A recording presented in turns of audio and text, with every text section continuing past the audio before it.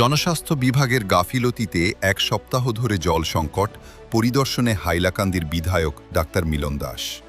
হাইলাকান্দি শহরে জনস্বাস্থ্য বিভাগের গাফিলতির অভিযোগে গত প্রায় এক সপ্তাহ ধরে তীব্র পানীয় জলের সংকটে ভুগছেন শহরবাসী। দীর্ঘদিন ধরে নিয়মিত জল সরবরাহ ব্যাহত হওয়ায় সাধারণ মানুষের মধ্যে চরম অসন্তোষ দেখা দিয়েছে। শনিবার বিভিন্ন অভিযোগের ভিত্তিতে হাইলাকান্দির বিধায়ক ডাক্তার মিলন দাস রতনপুরে অবস্থিত জনস্বাস্থ্য বিভাগের জল সরবরাহ কেন্দ্র ওয়াটার প্ল্যান্ট পরিদর্শন করেন। পরিদর্শন শেষে তিনি সংবাদ মাধ্যমকে জানান, বিদ্যুৎ বিভাগ ও পৌরসভা নিজেদের দায়িত্ব যথাযথভাবে পালন করলেও জনস্বাস্থ্য বিভাগের এসডিওর উদাসীনতা ও গাফিলতির কারণেই এতদিন ধরে জল সরবরাহ স্বাভাবিক করা সম্ভব হয়নি। বিধায়ক বলেন, প্ল্যান্টে কিছু যান্ত্রিক ত্রুটি থাকলেও সেগুলি মেরামতের জন্য পৌরসভা প্রয়োজনীয় অর্থ দিতে প্রস্তুত রয়েছে, কিন্তু জনস্বাস্থ্য বিভাগের ধীরগতির কাজ ও সমন্বয়ের অভাবের কারণে নির্ধারিত সময়ে মেরামত সম্পন্ন করা যায়নি, যার ফলে সাধারণ মানুষকে দুর্ভোগ পোহাতে হচ্ছে। তিনি আরও জানান, বিষয়টি ইতোমধ্যেই অভিভাবক মন্ত্রী কৌশিক রায়ের নজরে আনা হয়েছে।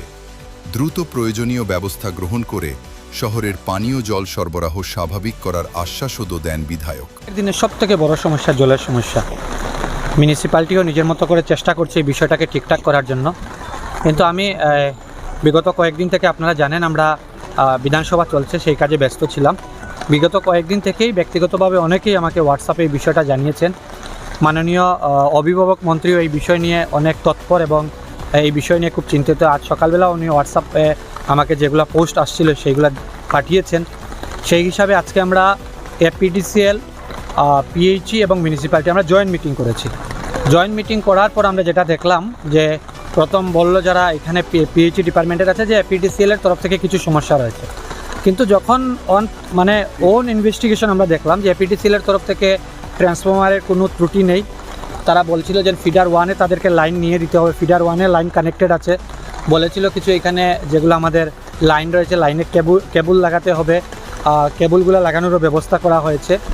এইখানে এসে যেটা আমরা দেখলাম একদম আজকে বার্জে এসে যেটা দেখা গেল যে এইখানে যে কন্ট্রোল প্যানেল রয়েছে, একটা কন্ট্রোল প্যানেল আজকে 6 থেকে 8 মাস হয়ে গেছে। তারা নিজেরাই বলছে যে 6 থেকে 8 মাস হয়ে গেছে কন্ট্রোল প্যানেল নষ্ট, এবং এই কন্ট্রোল প্যানেলের জন্য এখানে 4টা মোটর চলতে হয়, 2টা মোটর 6 থেকে 8 মাস থেকে চলছে না। তার মানে 4টা মোটর যদি কন্টিনিউয়াস চলে, জলের ফ্লো ঠিকঠাক থাকবে, সঠিক পরিমাণে জল শহরে স্টকও করতে পারবে এবং পাম্পও করতে পারবে। সেটা only because of negligence, extreme level negligence হয়েছে। আমরা গত কয়েকদিন আগে একবার এখানে মিউনিসিপ্যালিটি বসেছিলাম জয়েন্ট মিটিং, একটা রেজুলেশনও ছিল। রেজুলেশন 2তে লেখা ছিল এসডিও পিএইচইকে রেসপন্সিবিলিটিও দেওয়া হয়েছিল যে প্যানেলের জন্য ডিমান্ড পাঠানোর জন্য মিউনিসিপ্যালিটি এগ্রি ছিল, ডিমান্ড হিসাবে পয়সা দেবে। শুধু প্যানেল নয়, মোটরও যে 2টা খারাপ হয়েছে তার জন্য তারা বলেছিল 1 লক্ষ টাকা চাই, সেটাও মিউনিসিপ্যালিটি বলেছে আপনারা কাজ শুরু করে দিন, আমরা পয়সা পেমেন্ট করে দেবো, ফর্মালিটিসও প্রয়োজন নেই, কারণ জল মানুষের অনেক প্রয়োজনীয় বিষয়। কিন্তু পিএইচির তরফ থেকে, বিশেষ করে এসডিও মহাশয়ের তরফ থেকে খুব এক্সট্রিম নেগলিজেন্সি হয়েছে। আমি মাননীয় অভিভাবক মন্ত্রীর সাথে এইমাত্র কথাও বলেছি, ওনাকে পুরো বিষয় আমি জানিয়েছি। আমার সম্মানিত চেয়ারম্যান একটা জরুরি কাজে গুয়াহাটিতে রয়েছেন, ওনার সাথেও কথা হয়েছে। আমরা সিদ্ধান্ত নিয়েছি এই নেগলিজেন্সির জন্য যে শহরের মানুষ জল পাচ্ছেন এবং প্রতিদিন শহরের মানুষ খুব ইয়েভাবে আমাদেরকে কথা বলেন, ওনারা বিষয়গুলো জানান, এই সমস্যা যাতে সমাধান হয় এই জন্য আমরা এই বিষয় নিয়ে মাননীয় মন্ত্রী এই মুহূর্তেই উনি বলেছেন ডিসি মহোদয়ের সাথেও কথা বলেন, আমরা ব্যবস্থা নেব। এবং শুধু যারা যাদের ত্রুটির জন্য হয়েছে তাদের বিরুদ্ধে ব্যবস্থা নেব এটা নয়, যার ত্রুটি রয়েছে সেই যান্ত্রিক ত্রুটি রয়েছে সেই ত্রুটিগুলো আমরা খুব কম সময়ে এগুলো ঠিক করার চেষ্টা করব। আমরা জল কবে নাগাদ? জল তো আজকে থেকেই মোটামুটি সাপ্লাই শুরু হয়েছে, কিন্তু এই সাপ্লাইয়ে দেখবেন একটা দিকে দিলে আরেকটা দিক বন্ধ করে রাখতে হয়। শহরের সবকটা অঞ্চলে যাতে জল পৌঁছায় এই ব্যবস্থা খুব তাড়াতাড়ি যাতে হয় সেই বিষয়ে আমরা ভূমিকা নেব।